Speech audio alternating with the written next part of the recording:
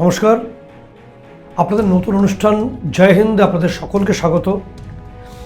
এই অনুষ্ঠান আমরা আগেও করেছি, কিন্তু শুধুমাত্র নামটি ছিল না। শেষ পর্যন্ত আপনাদের অর্থাৎ দর্শকদের মতামত মেনে আজকে থেকে এই অনুষ্ঠানের নাম জয় হিন্দ। এই এপিসোডে আমরা আজকে একটা নতুন বিষয়কে তুলে আনবো এবং যেটা ভীষণভাবে আপনাদের জানার প্রয়োজন, তা হলো আপনারা শুনবেন বা বুঝবেন বা দেখবেন, প্রত্যেকের জীবনে ঘটে আর কি। সেটা হলো যে আমরা যদি সিবিআই, ইডি বা আইটি বা আইবি এই সমস্ত সংস্থার নাম শুনি, একটা কেমন কেমন মনে হয় যে এত একটা বড় ব্যাপার। কিন্তু আপনি ভাবুন তো, যদি আপনারা শোনেন যে রয়ের নাম, অর্থাৎ যার পোশাকি নাম রিসার্চ অ্যান্ড অ্যানালিসিস উইং। মানেই তো আমরা এক ঝলকে আমাদের যে প্যাসিভ ইন সেন্সে উঠে আসে সেই দুর্ধর্ষ সংস্থার নাম, যাদের ইতিহাসে রয়েছে বড় বড় সাফল্যের কথা এবং যাদের কভার্ট অপারেশন ভারতবর্ষকে একটা অন্য জায়গায় এখন এই মুহূর্তে এনে দিয়েছে। তো সেই সংস্থা যাদের গোপন অপারেশন একের পর এক হয়েছে বলেই ভারতকে লড়তে হয়নি। অনেক বড় বড় যুদ্ধ ভারত অ্যাভয়েড করতে পেরেছে, কারণ যুদ্ধের যে সূত্রগুলো ছিল সেগুলোকে বিদেশের মাটিতে আমাদের যে বীর যোদ্ধা যারা রয়ের আছেন, তারা সেখানে, আমাদের গোয়েন্দারা আছেন, তারা সেখানে নিকেশ করে দিয়েছেন আগে থেকে। ফলে রকে তো স্যালুট জানাতেই হয়, আমরা প্রত্যেক ভারতীয় জানাই। কিন্তু আজকের যে প্রসঙ্গ, যে এর কার্যকলাপ নিয়ে বা অ্যাক্টিভিটিস নিয়ে পাকিস্তান সবসময় তটস্থ থাকে। ভেরি রিসেন্টলি পাকিস্তানের আইএসআই গোয়েন্দা সংস্থা, তাদের কর্তা ব্যক্তিরা তারা স্পেশাল মিটিংয়ে একত্রিত হয়েছিলেন রয়ের কিছু পদক্ষেপ নিয়ে, এবং তারা খুব শঙ্কিত। সেটা আমরা বিভিন্ন ইন্টেলিজেন্স রিপোর্টে জানতে পারছি। কেন? তার কারণ বিষয়টা হলো, রয় একজন এমন দাবাং অফিসার তার দায়িত্ব নিয়েছেন, যেটা পাকিস্তানে এখন এই মুহূর্তে ভূমিকম্পের মতো পাকিস্তানের অবস্থা। এই দাবাং অফিসার, তিনি এমন একজন অফিসার যিনি তার জীবনের সূত্রপাতটাই হয়েছিল একজন তরুণ তুর্কি আইপিএস অফিসার হিসেবে, খুব নাটকীয়তার মধ্যে দিয়ে। তিনি যখন তার জীবন শুরু করেছিলেন একজন তরুণ আইপিএস অফিসার হিসেবে, তখন তার মাথার উপর কারা ছিল জানেন? তার মাথার উপর ছিলেন কেপিএস গিল, তৎকালীন পাঞ্জাবের যিনি পুলিশের প্রধান। তার মাথার উপর ছিলেন অজিত ডোভাল, সবাই তো নাম শুনেছেন, আজকে ভারতবর্ষের যিনি এনএসএ, এবং ছিলেন অজিত ডোভালের স্যার, অর্থাৎ তার অজিত ডোভালের যিনি গুরু বলে পরিচিত, যিনি তৎকালীন আমাদের এনএসএ ছিলেন, এমকে নারায়ণন। এবং সেই সময় এইসব যারা মহা অভিজ্ঞ এবং অত্যন্ত ভেটারেন, তাদের নজরে থেকে দুটো ফাটাফাটি অপারেশনে অংশ নিয়েছিলেন এই তরুণ তুর্কি আইপিএস অফিসার, এবং পাঞ্জাবের খালিস্তানি মুভমেন্টকে কার্যত অনেকটাই পর্যদস্ত করতে পেরেছিলেন, নিকেশ করেছিলেন। তেমনটাই তো মনে করেন অজিত ডোভাল থেকে শুরু করে বড় বড় যারা এই মুহূর্তে রয়েছেন তারা প্রত্যেকেই। বিষয়টি হলো যে তিনি যখন এই দায়িত্বপ্রাপ্ত হলেন পাঞ্জাবে খালিস্তানি মুভমেন্টের, তখন পাঞ্জাব কার্যত জ্বলছে এবং স্বর্ণ মন্দিরকে নিয়ে ব্যাপক আন্দোলন চলছে।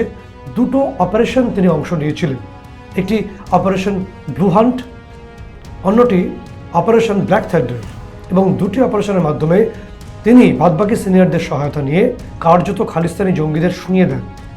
এরপর যে প্রশ্নটা আপনাদের মনে উঠছে যে কে সেই ব্যক্তি, কেউই নন, সবাই অনেকে জানেন হয়তো ইতিমধ্যেই, 1989 সালের আইপিএস ব্যাচের খুব দক্ষ অফিসার এবং যিনি পাঞ্জাব পুলিশের শীর্ষ অভিষিক্ত হয়েছিলেন, তিনি এই মুহূর্তে রয়ের প্রধান পরাগ জৈন। এই পরাগ জৈনকে বলা হয় দাবাং অফিসার। তিনি তার বিভিন্ন বড় বড় সাফল্য রয়েছে, আমরা যতটা বলা যায় আমরা বলছি, পুরোটা বলা টেকনিক্যালি সম্ভব নয়। পরাগ জৈন যখন রয়ে যোগদান করলেন, তাকে যখন অপশন দেওয়া হয়েছিল, তিনি প্রথম বেছে নিয়েছিলেন পাকিস্তান ডেস্ক, অর্থাৎ পাকিস্তানকে নিয়ে তার ইন্টারেস্ট প্রথম থেকেই ছিল, কারণ ওই যে খালিস্তানি জঙ্গিদের মুভমেন্ট, সেটাকে নিরস্ত করা। ফলে পাকিস্তান নিয়ে তার এই ইন্টারেস্ট থেকে পাকিস্তান ডেস্কে টেনে আনলো। পাকিস্তান নিয়ে তার বেশ কিছু সাফল্য আসলো, এবং পাকিস্তান ডেস্কে আসার পরই যেটা গুরুত্বপূর্ণ হয়ে উঠলো তার স্পেশালিটি, অর্থাৎ পরাগ জৈনের স্পেশালিটি কী ছিল? অনেকেই বলেন পরাগ জৈনের স্পেশালিটি ছিল হিউম্যান্ট, অর্থাৎ হিউম্যান ইন্টেলিজেন্স, যেটাকে আমরা চলতি ভাষায় বলি সোর্সেস। তিনি পাকিস্তান ডেস্কের দায়িত্ব নিয়ে পাকিস্তান জুড়ে তার যে হিউম্যান নেটওয়ার্ক তৈরি করলেন, সোর্সেস, এবং তার ফলাফল আমরা পরবর্তী সময়গুলোতে পেয়েছি। একের পর এক পাকিস্তানের জঙ্গি নেতা, সেটা লস্কর-ই তৈয়বার প্রধান হাফিজ সঈদের ঘনিষ্ঠ, একের পর এক ডান হাত বা হাত বিভিন্ন হাতরা শুয়ে পড়েছে, গুলিবিদ্ধ হয়েছেন। আমরা বলতে পারছি না এটা কারা করেছে। কোন আননোন গানম্যানরা একের পর এক পাক অকুপাইড কাশ্মীর বা লাহোর বা করাচিতে দাপিয়ে বেরিয়েছে, তাদের গুলিতে নিহত হয়েছে জঙ্গি বা জঙ্গি কমান্ডাররা, কারা করছেন এটা আমরা বলতে পারবো না। কিন্তু এটা ঠিক যে পরাগ জৈন তিনি পাকিস্তান ডেস্কের দায়িত্বে ছিলেন এবং তাকে একেবারে রয়ের মধ্যে দাবাং অফিসার বলেই সকলে চেনেন। এরপর যেটা শুরু হলো সেটা হলো পরাগ জৈনের আসল খেলাটা শুরু হলো এআরসি ট্যাগ ডে এই ডিপার্টমেন্টে আসার পর। এআরসি মানে কি? এআরসি মানে হলো অ্যাভিয়েশন রিসার্চ সেন্টার। আগে একটু বলে নিই যে যতটুকু বলা যায়, কারণ প্রথম থেকেই বলছি যে সম্পর্কে আমরা সবাই কম জানি এবং স্বয়ং এই সংস্থাটি অর্থাৎ ভারতবর্ষের যে বহির্দেশীয় এই গোয়েন্দা সংস্থা, তারাও চান যে তাদের সম্পর্কে মানুষ যত কম জানুক, কারণ তাদের কাজ করতে সুবিধা হবে। তাই এই সংস্থাটি সম্পর্কে এবং জাতীয় স্বার্থকে অক্ষুণ্ণ রেখে যতটুকু বলা যায় আমরা ততটুকুই বলবো। প্রথম বিষয়, রয়ের অ্যাক্টিভিটিসটা কীভাবে একটু ছোট্ট করে সংক্ষেপে বললে বুঝতে সুবিধা হবে। রয়ের সম্পর্কে বলা হয়, অনেকটা আপনারা যদি দেখে থাকেন যে পঞ্চমুখী হনুমানের যে মূর্তি আপনারা দেখেছেন হয়তো, রয়ের অফিসাররা এটা মনে করেন বলেই আমরা বলছি। এই পঞ্চমুখী হনুমানের 5টি মাথা। এবার আমরা আসি, এবার হলো প্রথম মাথাটি হলো রয়ের অফিস এবং সেন্ট্রাল অফিস। রয়ের এই দ্বিতীয় মাথাটি হলো অ্যাভিয়েশন রিসার্চ সেন্টার। তৃতীয় মাথাটি কি? তৃতীয় মাথাটি হলো এনটিআরও। আমরা যেমন ভারতবর্ষের মহাকাশ নিয়ে গবেষণা করে ইসরো, আবার ইসরোর উপর ডিপেন্ড করে না। রর নিজস্ব রিসার্চ সেন্টার আছে মহাকাশকে নিয়ে, রয়ের নিজস্ব স্যাটেলাইট আছে। অদ্ভুত লাগছে শুনতে, কিন্তু সত্যি সেটার দায়িত্ব এনটিআরওর উপর আছে। এছাড়া রয়ের কী আছে? এছাড়া রয়ের হাতে রয়েছে তাদের নিজস্ব যে কমান্ডো বাহিনী, যাকে সংক্ষেপে বলা হয় এসজি অর্থাৎ স্পেশাল গ্রুপ। এছাড়া রয়ের একটা নিজস্ব সেনাবাহিনীও আছে। সেই সেনাবাহিনী যুদ্ধক্ষেত্র নয়, কিন্তু অনেক যুদ্ধক্ষেত্রে বড় বড় লড়াই লড়ে, যেটা অধিকাংশ ভারতবাসী জানতে পারেন না, যে কারণে ভারত অনেক বড় যুদ্ধকে এড়াতে পারে। এই সেনাবাহিনীর নাম এসএসএফ। এছাড়া রয়ের হাতে 2টি স্পেশাল জাহাজ আছে, একটি আইএনএস ধ্রুব, অন্যটি আইএনএস আনভেশ।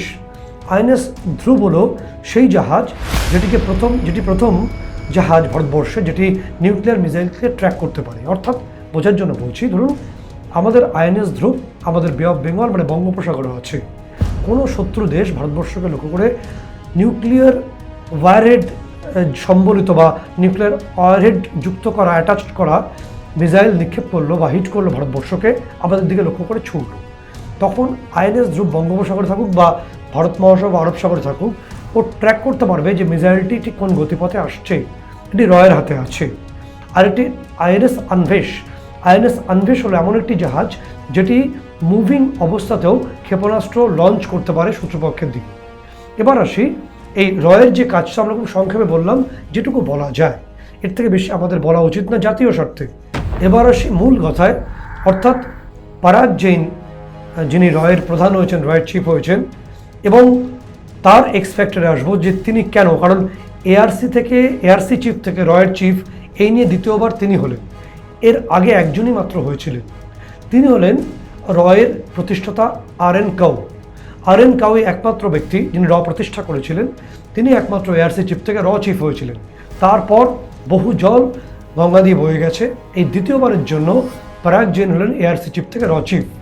এবার তিনি তার এক্স ফ্যাক্টরে আসবো। আপনাদের বলে রাখবো যে সাম্প্রতিক সময় অপারেশন সিঁদুরের যে সাফল্যের কথা আমরা প্রত্যেক মুহূর্তে বলছি, আরও বলবো, এবং অপারেশন সিঁদুর বন্ধ হয়নি, যে কোনো মুহূর্তে আবার সেটা চালু হতে পারে, সেটা এক্সিকিউশন আসতে পারে। এই পরাগ জৈন যিনি তৎকালীন রয়ের এআরসি চিফ ছিলেন, তিনি কিছু গুরুত্বপূর্ণ দায়িত্ব পালন করেছিলেন। অপারেশন সিঁদুরের সাফল্যের জন্য যে এই হাতের আঙুলের 1, 2, 3, 4, 5-এর মধ্যে নাম শেষ করে ফেলতে পারবো, এরকম 3, 4 জন 5 জন শীর্ষস্থানীয় মস্তিষ্ক ছিল, তাদের মধ্যে পরাগ জৈন অন্যতম। কারণটা কি? কারণটা আমরা বলছি যে প্রথম কথা বলি পরাগ জৈনের স্পেশালিটি। পরাগ জৈন এমন একজন অফিসার যিনি ডিআরডিওর সঙ্গে মিলে, আমাদের ডিফেন্স রিসার্চ অ্যান্ড ডেভেলপমেন্ট অর্গানাইজেশনের সঙ্গে হাত মিলিয়ে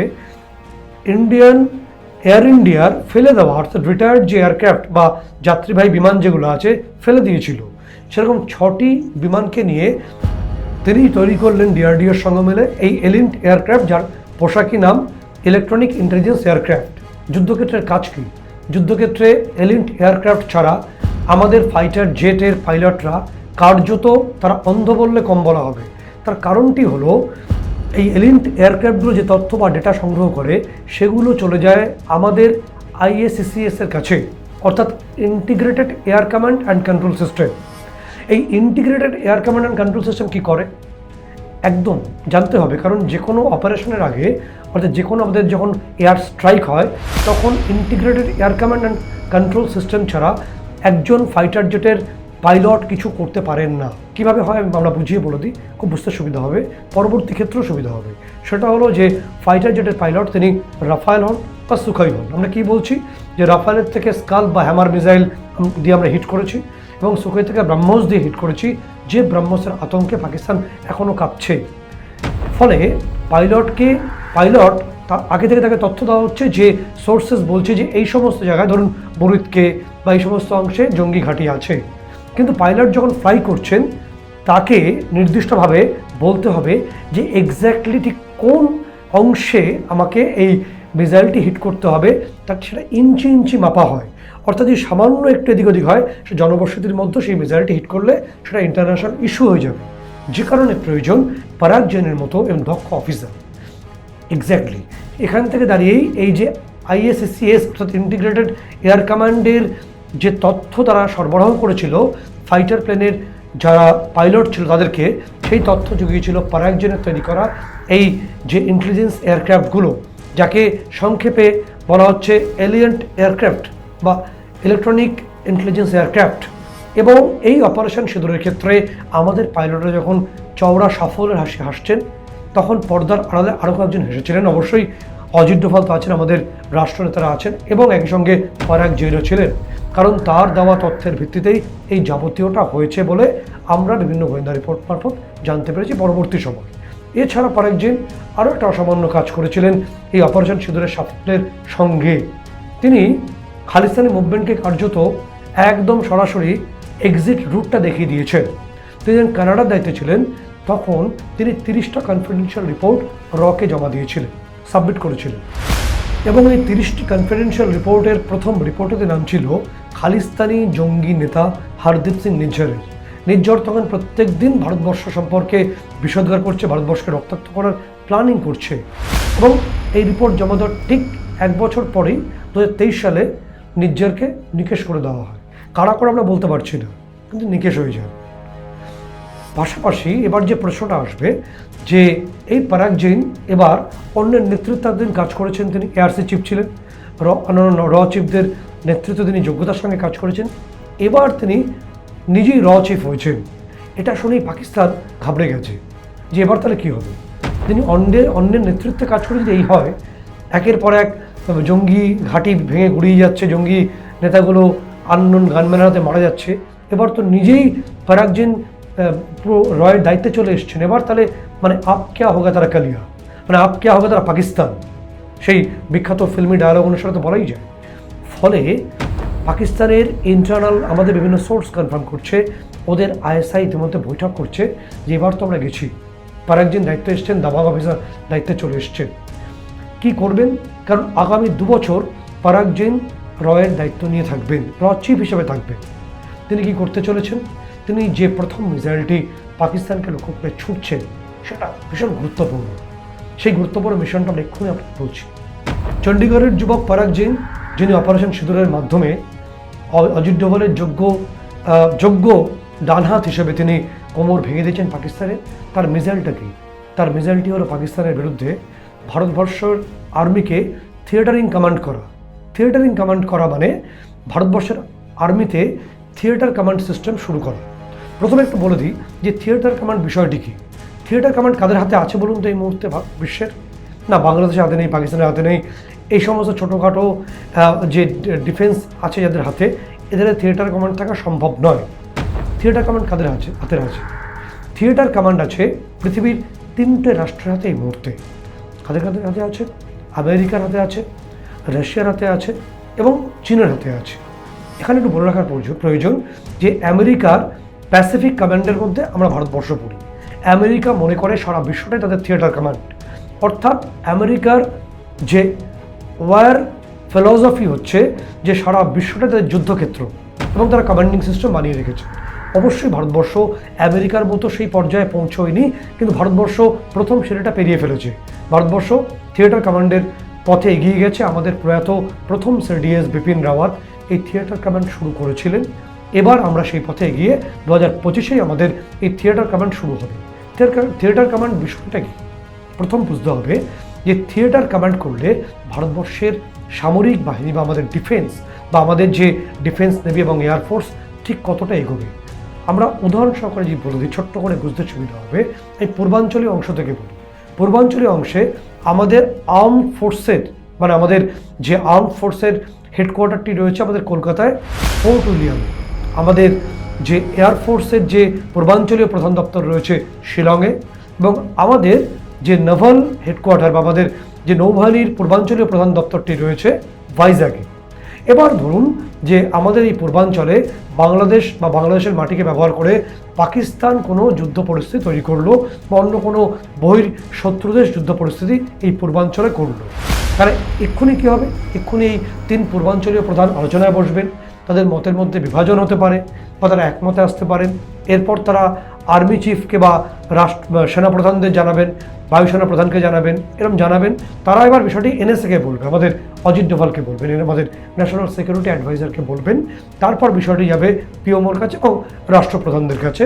অনেক লম্বা একটা সময়, যে কারণে যে কোনো উন্নত রাষ্ট্র রাশিয়া, চীন বা আমেরিকা যুদ্ধক্ষেত্রে সঙ্গে সঙ্গে অ্যাকশন নেওয়ার জন্য তাদের থিয়েটার কমান্ডকে রেডি করেছেন। এবার যে মুহূর্তে 2025 সালে এই থিয়েটার কমান্ড আমাদের শুরু হবে, এটা হবে মোটামুটি চূড়ান্ত সিদ্ধান্ত হয়েছে এবং সেই প্রজেক্টের সঙ্গে পারাক জেন আছেন। ফলে এই থিয়েটার কমান্ড হলে কী হবে, আমাদের পূর্বাঞ্চলীয় সেক্টরের জন্য একজন eastern integrated theatre command head হবে। তার সদর দপ্তর বোধহয় কলকাতাতেই হতে চলেছে বলে আমাদের কাছে খবর আসছে। ফলে যুদ্ধ পরিস্থিতি তৈরি হলে এই আমাদের ইন্টিগ্রেটেড ইস্টার্ন কমান্ড থিয়েটার কমান্ডের হেড 3 বাহিনীর প্রধানকে নিয়ে বসে চটজলদি সিদ্ধান্ত দিয়ে দেবেন। যে কোনো বহির্দেশে অপারেশন বা অপারেশন সিঁদুরের মতো ক্ষেত্রে কি হয়, আমাদের ইন্টিগ্রেটেড এয়ার কমান্ড সিস্টেম যেমন তৎক্ষণাৎ পাইলটকে বলতে পারে যে হ্যাঁ আপনি এদিকে মুভ করুন, এদিকে আপনার মিসাইল হিট করুন, সঙ্গে সঙ্গে পাইলট সেটা করতে পারে। অর্থাৎ একটা integrated air command system already আমাদের আছে, সেটা টেকনিক্যালি আছে। এবার সেটাকে আমরা কি করছি, আমাদের পুরো সেনাবাহিনী বা নৌবাহিনী বা বিমান বাহিনীর ক্ষেত্রে নিয়ে আসছি। ফলে যখনই পূর্বাঞ্চলীয় ইন্টিগ্রেটেড হেড চলে আসবেন, তার একটা নির্দেশেই আমাদের এয়ারফোর্স, নেভি এবং আর্মফোর্স মুভ করবে শত্রুর বিপক্ষে। শত্রু বুঝে ওঠার আগেই অ্যাকশন হয়ে যাবে এবং সেই ভয়টাই পাকিস্তান পাচ্ছে। কারণ আমাদের ওয়েস্টার্ন থিয়েটার কমান্ড হবে, আমাদের ইস্টার্ন হবে, আমাদের সেন্ট্রাল থিয়েটার কমান্ড হবে। ফলে অনেকগুলো ভাগ এখানে হবে। কতগুলো ভাগ হবে, 3টে হবে না 5টা হবে, সেটা তো আমাদের রাষ্ট্রনায়করা সিদ্ধান্ত নেবেন, কিন্তু হবে এটা শিওর 25 সাল থেকে শুরু হবে। এখানে পারাক জেনের ভূমিকাটা কোথায়? যখনই কোনো থিয়েটার কমান্ড হয় তখন সেনাবাহিনীর যেমন বিভিন্ন দিক, টেকনিক্যাল দিক খতিয়ে দেখেন, তো তেমনি থিয়েটার কমান্ড করতে হলে তার ইন্টেলিজেন্স পার্টটাকেও খতিয়ে দেখতে হয়। এক্ষেত্রে যে স্পেশাল প্রজেক্টটা আমাদের চলছে, সেই স্পেশাল প্রজেক্ট থিয়েটার কমান্ডের অন্যতম প্রম্পট পার্সন, গুরুত্বপূর্ণ ব্যক্তি হলেন আজকের রয়ের চিফ পারাক জেন। ফলে থিয়েটার কমান্ড তিনি নিজের রয়ের দায়িত্বে, তারাতে এন্টায়ার ডেস্ক, এন্টায়ার ফোর্স। ফলে তিনি যে তথ্য আমরা পাচ্ছি যে বহির্দেশীয় ক্ষেত্রে, আমরা টেকনিক্যাল আবার বলছি, কোথায় কোথায় রয়্যালটি আমরা বলতে পারি না জাতীয় স্বার্থে, কিন্তু আমাদের কাছে খবর আছে, তথ্য আছে যে এই সমস্ত ক্ষেত্রে আমাদের সঙ্গে মোসাদ অর্থাৎ ইসরায়েলের গোয়েন্দা সংস্থা, রাশিয়ার কেজিবির যৌথভাবে আমাদের যে মহড়া এবং যাবতীয় রয়ের সঙ্গে যে তথ্য আদান প্রদান আমরা শুরু করে ফেলেছি, এবং এরা প্রত্যেকেই আইডিওলজিক্যালি একদম পাকিস্তানের বিরুদ্ধে। ফলে একা রামে রক্ষে নেই, সুগ্রীব অর্থাৎ আরও অনেক দেশ আমাদের সঙ্গী হয়েছেন, বন্ধু হয়েছেন। ফলে পাকিস্তান এবং তার পূর্বাঞ্চলীয় দোসর বাংলাদেশ দুজনে থরহরিকম্প এই দাবাব অফিসার পারাক জেনকে নিয়ে। ফলে যেভাবে পাক অকুপাইড কাশ্মীর বা পাকিস্তান লাহোর, করাচি, খোদ লাহোরে যে হাফিজ সাইদের বাড়িতে সরাসরি আক্রমণের ঘটনা, সবাই আননোন পার্সন, আমরা জানি না তারা কারা করেছেন, কিন্তু করেছেন। সেই সংখ্যাটা কি পাকিস্তানে আরও বাড়তে চলেছে? বাইরে থেকে অপারেশন সিঁদুর, ভেতর থেকে অনেক আননোন গানম্যান একের পর এক পাকিস্তানি জঙ্গিগুলোকে নিকেশ করা বা জঙ্গি কমান্ডারদের নিকেশ করার ছবি আমরা এবার বারে বারে দেখব, আগামী 2 বছর ধরে দেখব। সেই ছবিতে, সেই ছবির আগাম আভাস পেয়ে কি পাকিস্তান একেবারে তাদের কোমর ভেঙে গিয়ে একদম বিভৎস অবস্থায় তারা পড়েছেন, তারা কার্যত বিমর্ষ হয়ে পড়েছেন, আতঙ্কিত হয়ে পড়েছেন? আমরা অপেক্ষা করব যে আমাদের র চিফ পারাগ জৈন তার নেতৃত্বে র কি অসাধারণ কাজ করে, এবং যে কুচুটের প্রতিবেশী পাকিস্তান ইতিমধ্যে ভীত সন্ত্রস্ত, ভেতরে খবর বলছি আপনাদের, তার অপেক্ষা করছি যে ঠিক অ্যাটাকটা কোন দিক দিয়ে আসবে, এবং আবার কোন জঙ্গি নেতা, তাদের কমান্ডার যারা লুকিয়ে রেখে রয়েছে পাকিস্তানের বিভিন্ন ঘাঁটিতে, তাদের নিকেশ করা হয়। সেই আতঙ্কে তারা দিন গুনছে। সেই অপেক্ষা আমরাও রয়েছি যে কিভাবে এই কুচুটের প্রতিবেশীকে ঠিক সঠিক পথে আনার জন্য সঠিক প্রশিক্ষণ দেয় আমাদের এই বহির্দেশীয় গোয়েন্দা সংস্থা। অসংখ্য শুভকামনা রইল রয়ের জন্য। আজকের মতো এখানেই। জয় হিন্দ।